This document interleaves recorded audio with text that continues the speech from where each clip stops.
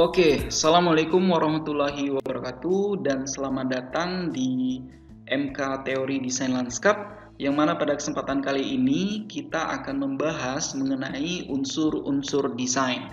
Ya, jadi materi ini adalah materi dasar yang teman-teman perlukan sebelum teman-teman belajar lebih lanjut mengenai desain ya atau proses desain selanjutnya ya.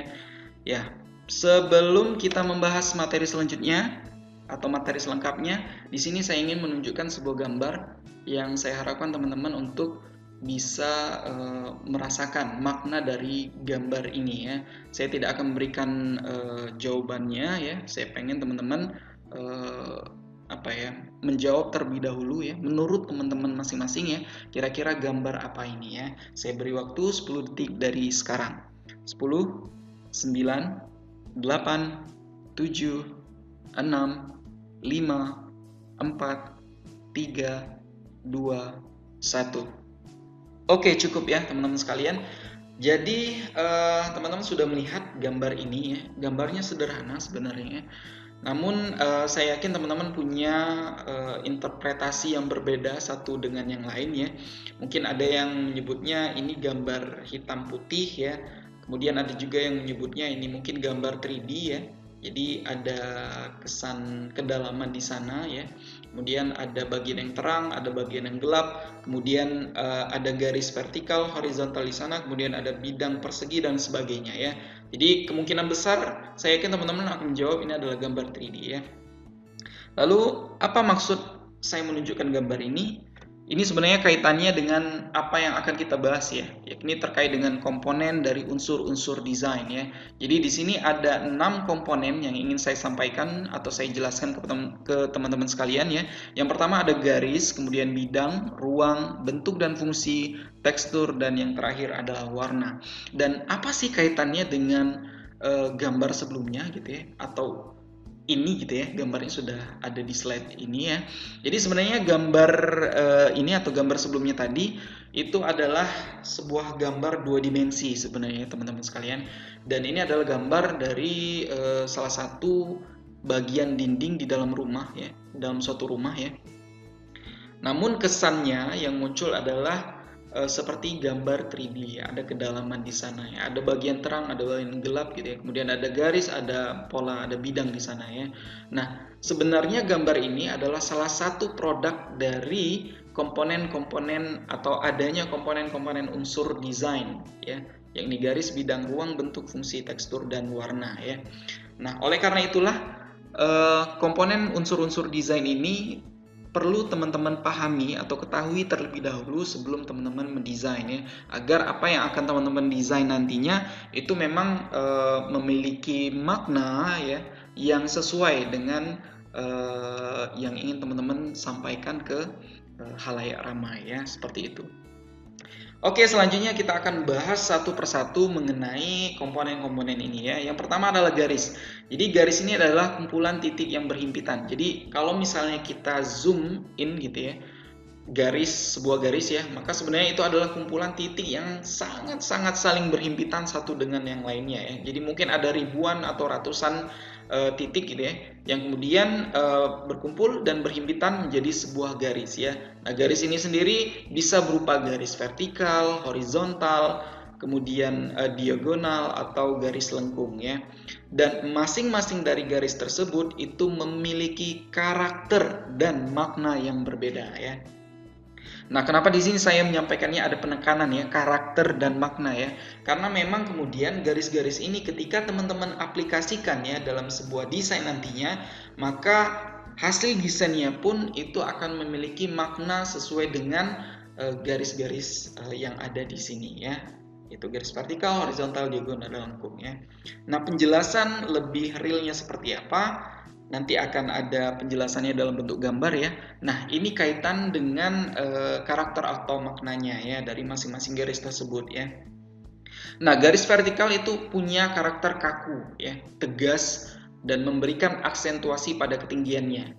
Ya, jadi ada bagian yang atas dan ada bagian yang di bawah dari garis vertikal tersebut ya. Kemudian area suatu area atau suatu lanskap yang didominasi oleh garis vertikal ini akan memiliki kesan formal, ya, kaku, serius atau tidak santai. Contohnya seperti apa nanti akan saya jelaskan, ya. Kemudian garis horizontal itu memiliki karakter tenang dan memberikan aksentuasi pada lebarnya, ya. Area yang didominasi garis horizontal itu memiliki kesan rileks, santai, dan tenang, ya. Nah, garis vertikal dan garis horizontal ini kemudian di sisi lainnya itu menginspirasi seorang fashion designer, ya, yang kemudian meluas, ya, maknanya sebagaimana yang kita pahami kemudian ketika teman-teman memakai pakaian misalnya dengan pola motif garis vertikal, ya, maka itu akan terkesan lebih kurus misalnya, ya, tidak gemuk dan sebagainya. Pun sebaliknya ketika ada pakaian dengan garis horizontal, ya, garis-garis horizontal, maka terkesan lebih lebar gitu, ya. Belum tentu orangnya benar-benar berbadan lebar, ya, tapi sudah ada kesan lebar di sana, ya, dengan adanya garis vertikal dan horizontal. Itu di fashion, ya, di pakaian misalnya. Nah, kalau di desain pun juga sama, ya. Ketika teman-teman mengaplikasikan, ya, garis vertikal, ya, terutama garis vertikal yang sangat-sangat tinggi, ya, misalnya seperti tiang bangunan, ya, kemudian tanaman yang sangat tinggi, maka kesannya adalah huge, monumental, ya. Sebagaimana teman-teman lihat, ya, di bangunan-bangunan di Amerika, ya, bangunan dengan kolom bangunan yang sangat tinggi, ya, atau tiang bangunan yang sangat tinggi, maka kesan yang muncul adalah monumental, ya, atau kaku, formal, dan lain sebagainya, ya. Kemudian lanjut tadi garis vertikal dan horizontal, kita lanjut dulu, ya. Kemudian garis diagonal. Nah, garis diagonal ini memberikan kesan dinamis, tidak tenang. Biasanya digunakan untuk memberikan daya tarik atau perhatian, ya. Jadi dengan satu pola garis yang diagonal, sebelumnya misalnya kita berjalan, ya, garisnya horizontal atau vertikal, ya. Kemudian tiba-tiba ada garis diagonal, ya, yang dengan frekuensi yang sangat-sangat tidak beraturan misalnya, ya, itu kemudian akan menarik perhatian kita, ya. Barangkali mungkin setelahnya akan ada suatu bentukan yang monumental mungkin, ya, atau ada suatu furniture yang menarik yang ingin ditunjukkan gitu, ya. Tapi garis diagonal ini menjadi pendahuluannya, bahasanya kurang lebih seperti itu. Kemudian yang keempat adalah garis lengkung, ya. Ini memberikan kesan dinamis, riang, lembut, dan santai, ya. Jadi terkesan lebih santai, lebih alami, lebih kebalikannya, ya, dari garis vertikal, ya. Lebih santai kalau vertikal kaku, kalau garis lengkung lebih santai, ya, riang, lembut, dan sebagainya, ya. Nah, ini adalah salah satu aplikasi, ya, bahkan sangat-sangat nyata ditunjukkan garisnya gitu, ya. Jadi di sini garis di desain ini, ya, desain landscape ini, garis itu ditunjukkan secara 2 dimensi maupun 3 dimensi, ya. Secara 2 dimensinya bisa teman-teman lihat, ya, pada garis-garis warna putih di sini, ya, ada garis lurus kemudian ada lengkungannya, ya. Ini adalah garis 2 dimensi yang memberikan estetika tersendiri dari desain landscape ini, ya.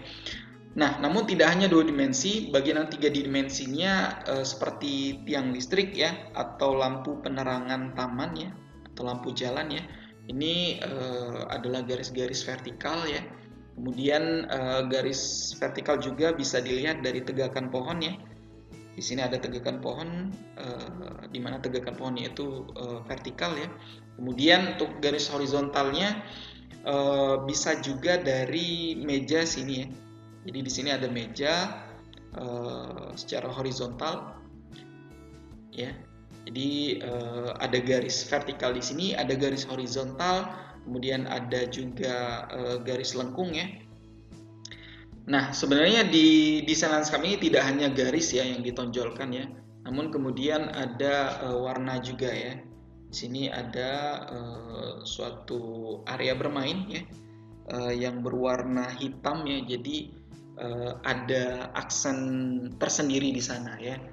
Nah, ini adalah desain landscape yang sangat terkenal ya, dan menjadi salah satu objek wisata ya. Oke, selanjutnya adalah ini ya. Jadi di sini ada garis vertikal ya, bisa teman-teman lihat dari lampunya ya, lampu tamannya ya. Kemudian garis diagonalnya yang sangat kental sekali di sini ya, bisa teman-teman lihat di sini garis garis diagonal ya, sangat banyak di sini.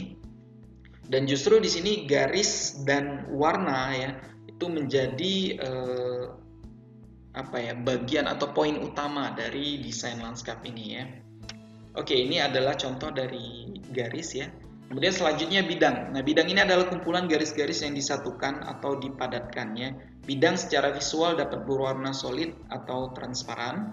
Bidang dapat terbentuk secara real atau nyata dan maya ya. Kemudian dalam arsitektur lanskap ya, bidang ini sendiri dapat berupa bidang alas atau lantai sering kita sebut ya, kemudian bidang pembatas atau dinding, dan bidang atap ya sebagai penutup bagian atap ya, overhead ya. Nah, bidang ini sendiri bisa teman-teman lihat di sini ya, langsung saya berikan contohnya ya.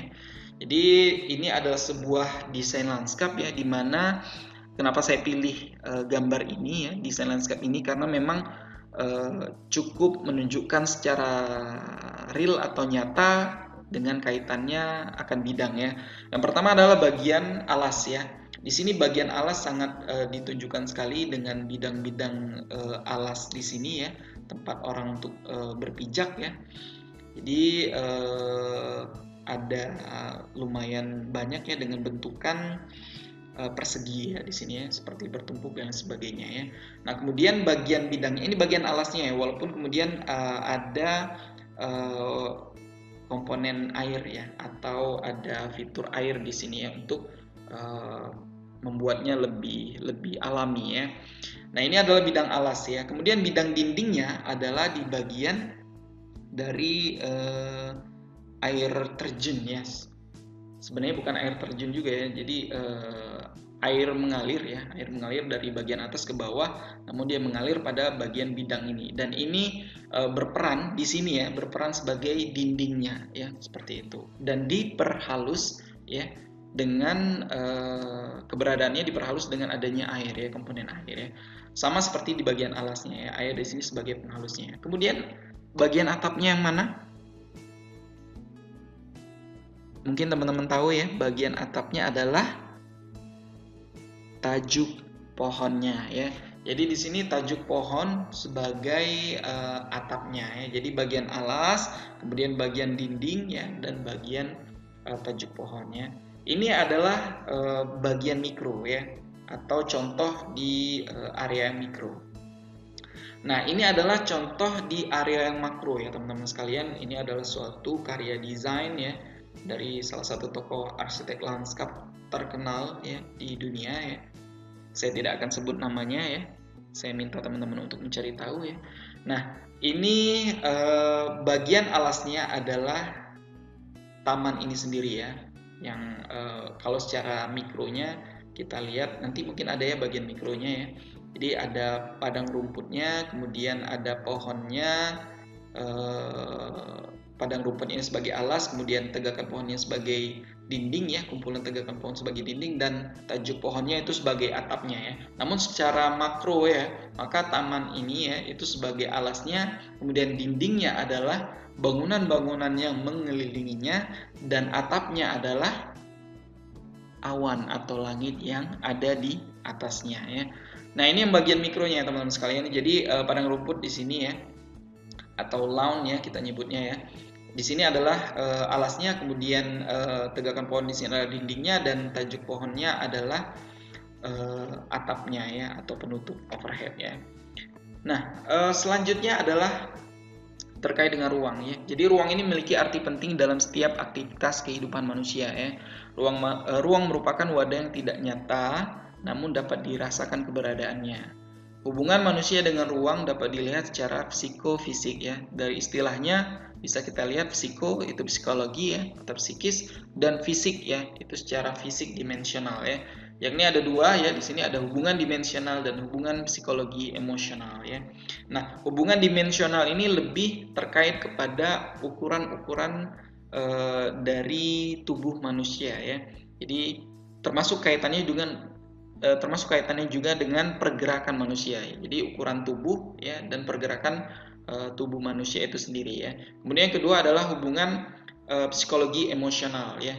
Nah, yang kedua ini tingkatannya lebih tinggi dibandingkan hubungan dimensional ya. Kenapa? Karena di hubungan psikologi emosional ini itu lebih kepada unsur emosional perasaan manusia itu sendiri ya. Jadi terkadang suatu lanskap ya, suatu desain lanskap itu memberikan unsur hubungan dimensional di sana. Namun belum tentu punya hubungan psikologi emosional ya. Jadi hubungan psikologi emosional ini ada pada tingkatan yang lebih tinggi dari hubungan dimensional. Nah, contohnya seperti apa? Langsung aja pada gambar ya.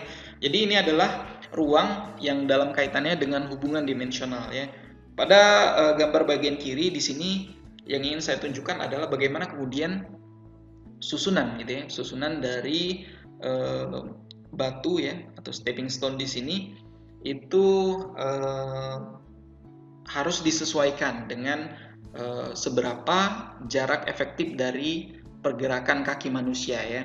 Nah, kalau di gambar ini sudah cukup sesuai ya. Namun coba teman-teman bayangkan kalau misalnya stepping stone ini jaraknya lebih jauh gitu ya, atau bahkan tidak beraturan ya, yang membuat orang ini itu harus bukan harus melangkah ya, tapi harus melompat gitu ya untuk mencapai dari satu batu ke batu yang lainnya. Nah, jadi dalam desain suatu lanskap bahkan untuk untuk bentukan yang kecil ya, unsur yang kecil seperti stepping stone ini ya, atau pijakan batu ini ya, teman-teman harus menyesuaikannya dengan ukuran dimensional dari tubuh ya, bagian tubuh, organ tubuh atau pergerakan dari tubuh manusia itu sendiri ya, yang mana ini juga memunculkan sebuah ruang ya.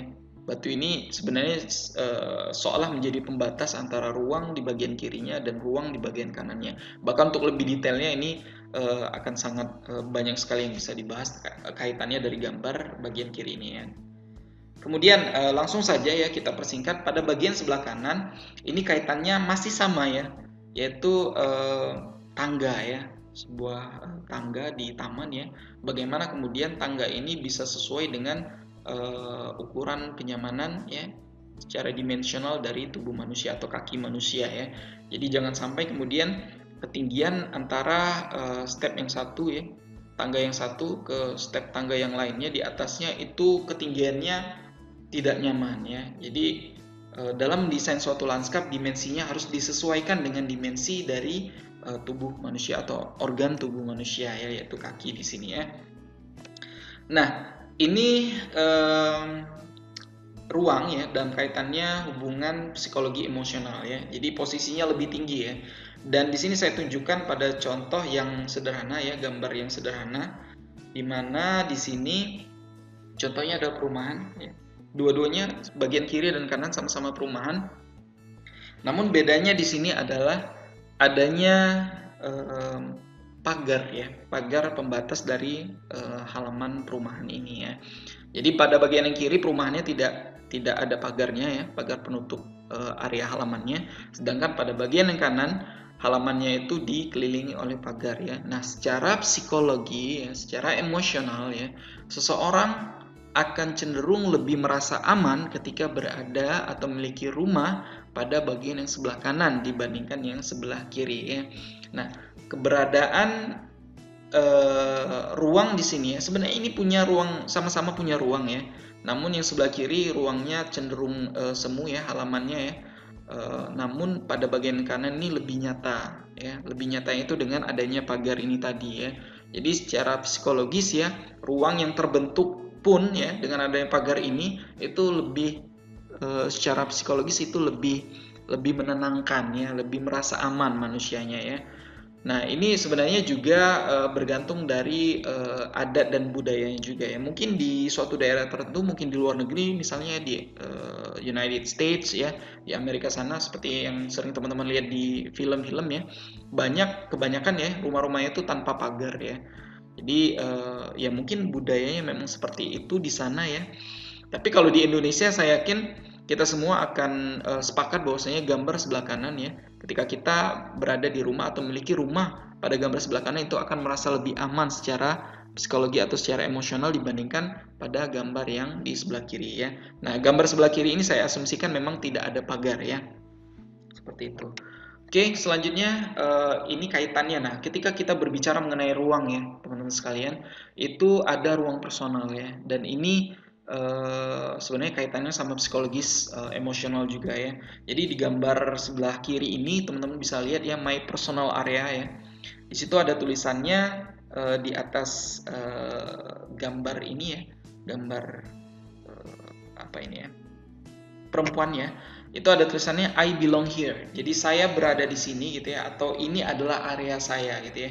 Kemudian di sebelah kiri dan kanannya you belong there ya. Jadi kalian atau orang lain selain dari perempuan ini itu areanya itu ada di luar bagian yang warna biru ya.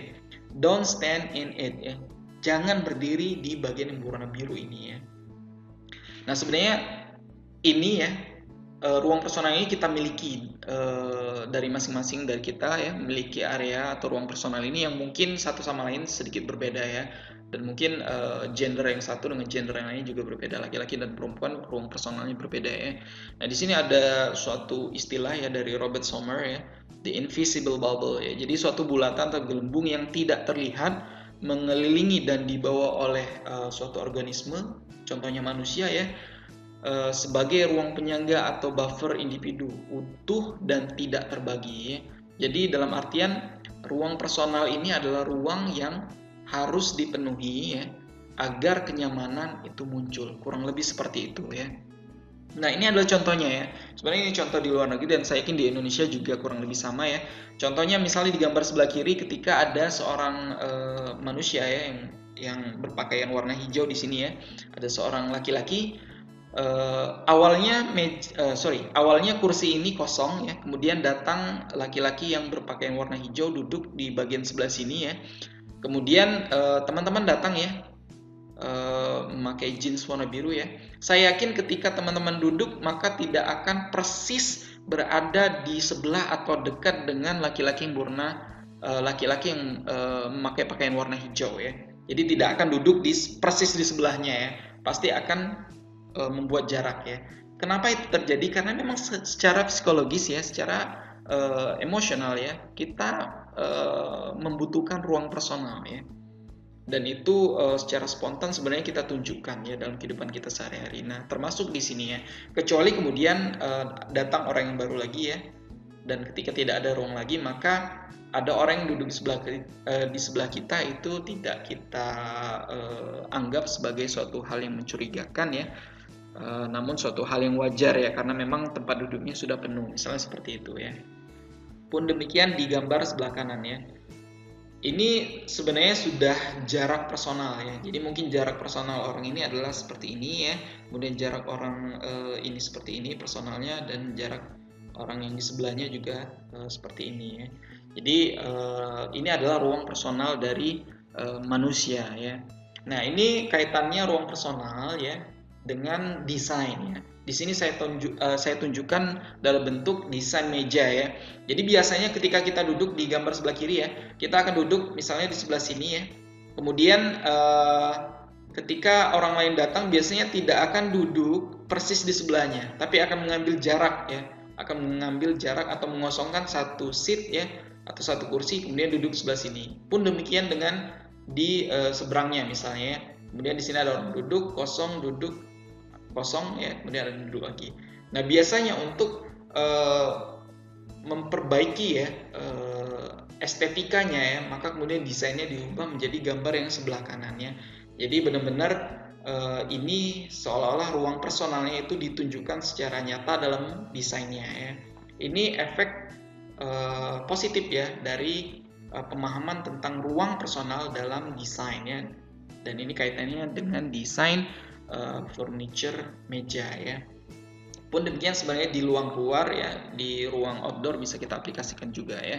Nah, ini zona-zona ruang ya. Jadi ada jarak intim dari 0 sampai 0,45 meter ya. Biasanya ini kontak antar keluarga sebagaimana digambar ya. Kemudian jarak pribadi 0,45 sampai 1,2 meter. Ini biasanya kontak antar teman yang dekat dengan kita ya, atau kenalan yang kita kenal dengan baik ya.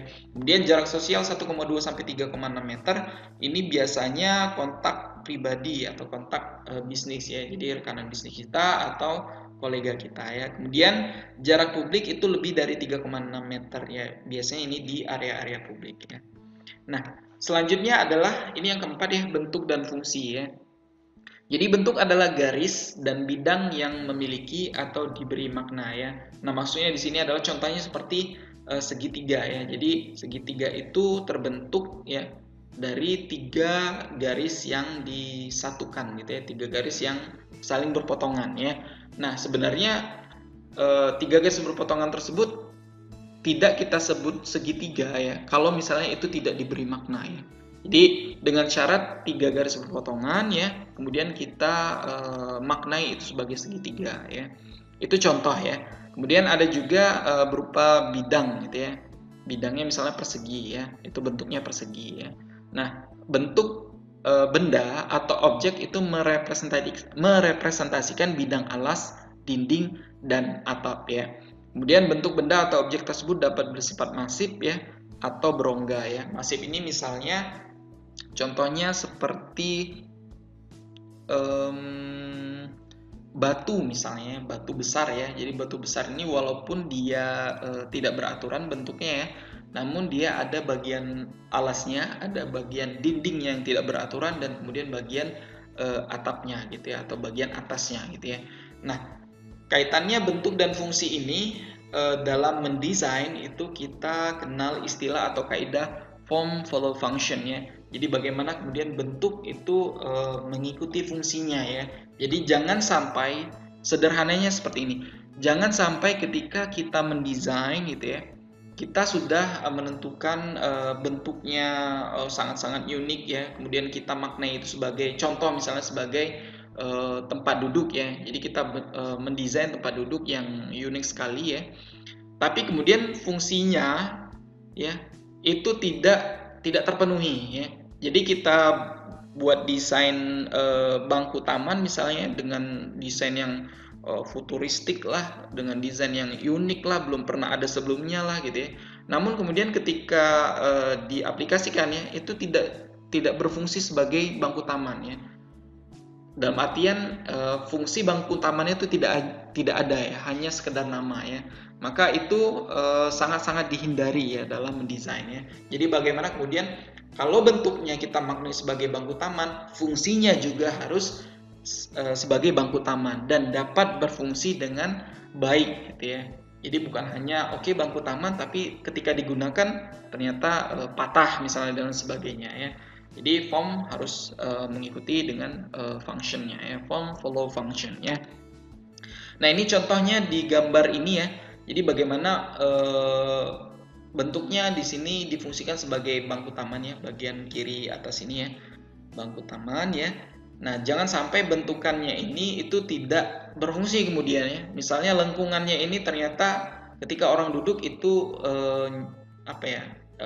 bagian besi yang ini itu menyangkut ya, nyangkut di kepala orang yang duduk misalnya. Jadi orang tersebut tidak nyaman ya.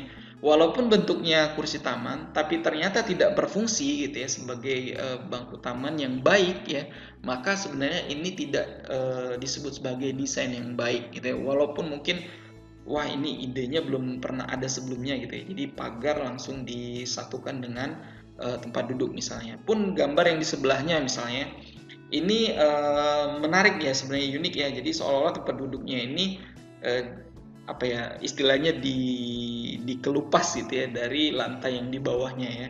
Tapi kalau misalnya penyangganya ini ternyata tidak kuat ya, walaupun formnya ya, bentuknya bagus, bentuknya unik gitu ya, tapi ternyata tidak berfungsi karena kemudian kegagalan struktur dan sebagainya ya, maka ini tidak disebut sebagai desain yang baik ya. Oleh karena itu form follow function ya.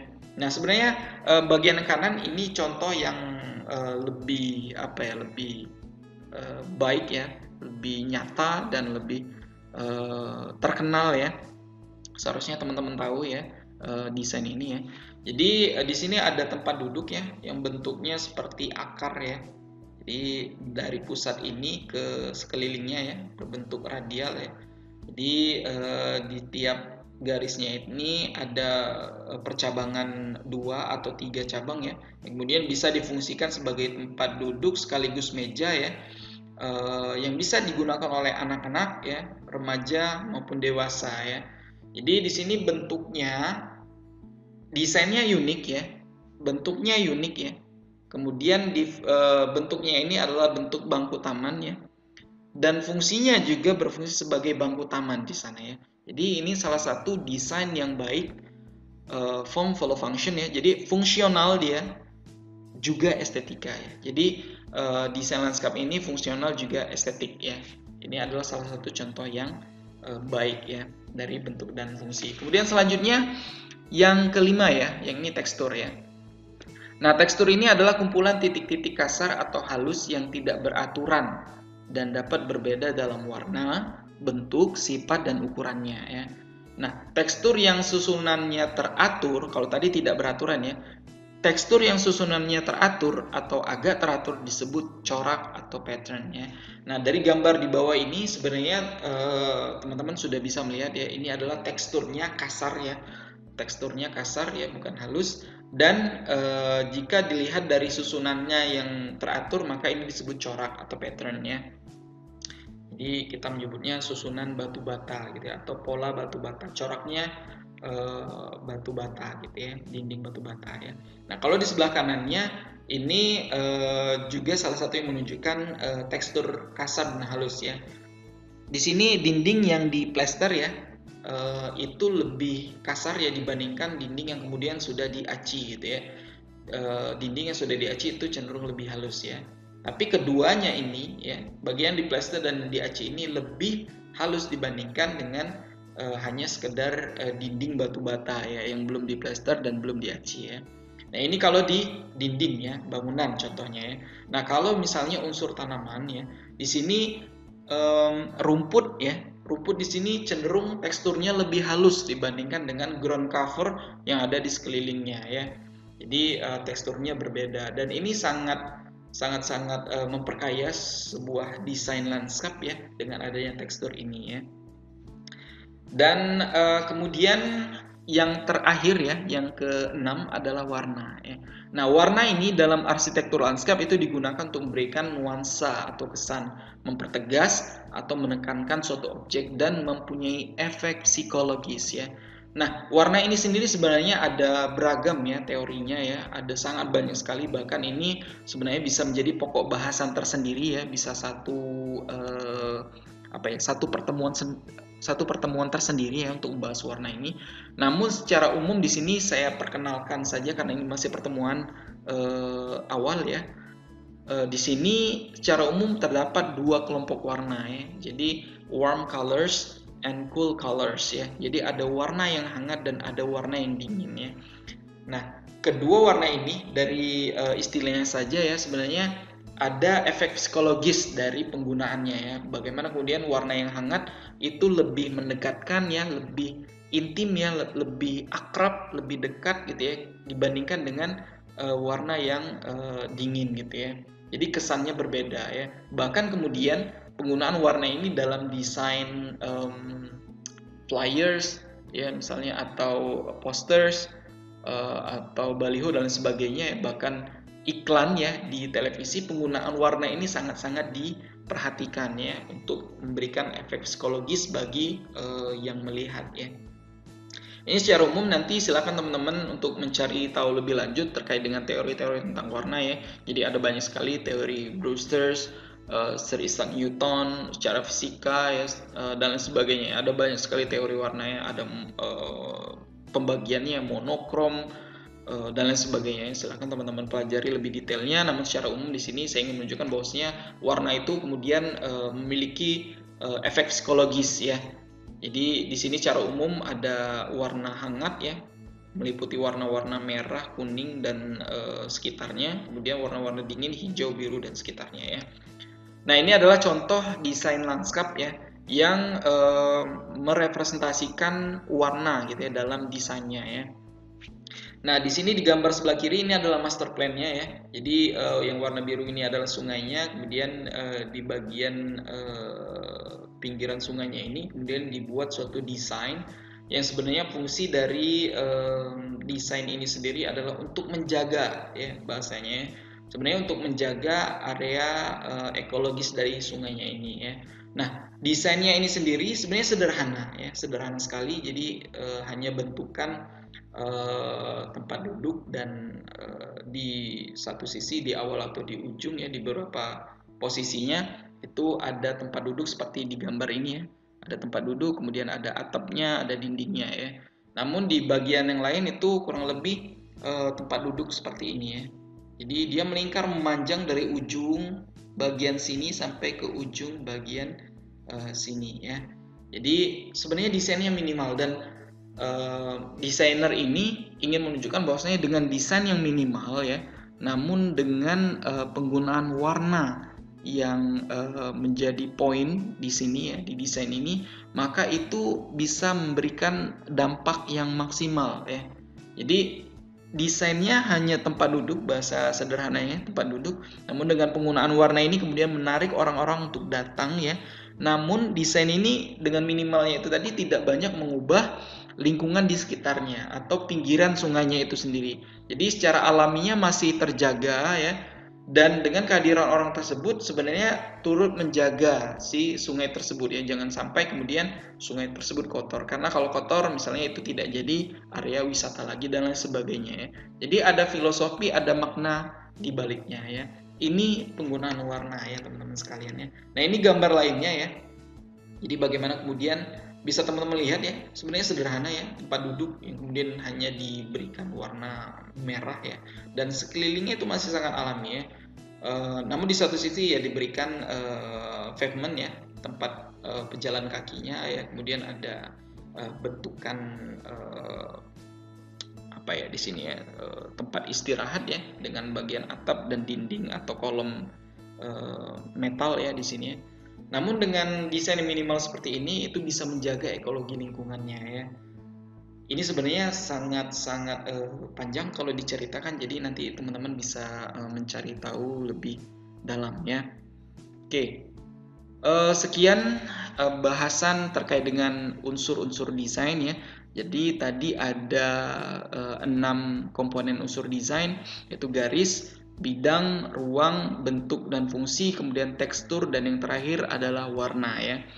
Nah, jika teman-teman pahami ya dari gambar awal sampai akhir tadi, itu saya tidak menyebutkan nama dari project desain lanskapnya dan lokasinya di mana ya, karena saya ingin menugaskan teman-teman ya untuk mencari tahu apa nama project desain lanskapnya dan di mana lokasinya atau di mana letaknya ya, terutama pada gambar-gambar yang memiliki nomor pada bagian bawahnya ya. Silakan teman-teman cari tahu dan akan kita bahas pada media yang lain, yaitu media Google Meet ya. Oke, sekian dari saya terkait dengan perkuliahan unsur-unsur desain ya, teori desain lanskap dengan judul unsur-unsur desain. Sekian dari saya, terima kasih dan sampai jumpa pada perkuliahan selanjutnya. Assalamualaikum warahmatullahi wabarakatuh.